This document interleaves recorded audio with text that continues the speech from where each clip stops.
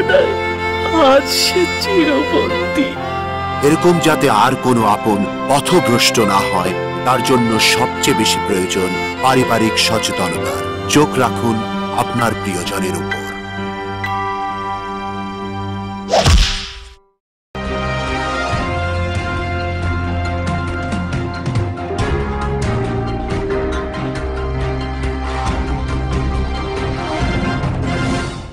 নোয়াখালীর বেগমগঞ্জের একলাশপুর ইউনিয়নের ওয়ার্ড আওয়ামী যুবলীগের সম্মেলন অনুষ্ঠিত হয়েছে।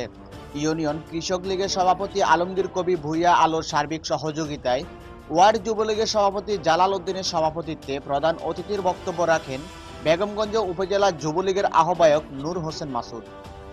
অতিথিদের মধ্যে বক্তব্য রাখেন উপজেলা যুবলীগের যুগ্ম আহ্বায়ক রফিকুল ইসলাম মাসুম, একলাশপুর ইউনিয়ন যুবলীগের আহ্বায়ক রিপন পাল বাচ্চু, ইউনিয়ন যুবলীগের যুগ্ম আহ্বায়ক নাইমুদ্দিন রাসেল ও মনির আহমেদ রাহেল, থানা যুবলীগের সদস্য পলাশ, জেলা স্বেচ্ছাসেবক লীগের সদস্য জাহাঙ্গীর আলম সহ আওয়ামী লীগ, যুবলীগ ও ছাত্রলীগ নেতৃবৃন্দ। অনুষ্ঠানের দ্বিতীয় পর্বে ৫ নং ওয়ার্ড যুবলীগের সভাপতি পদে আশোক এলাহি ও সাধারণ সম্পাদক পদে মোহাম্মদ রাসেলকে নির্বাচিত করা হয়। মোজাম্মেল হোসেন কামাল, ৭১ বাংলা টিভি, নোয়াখালী।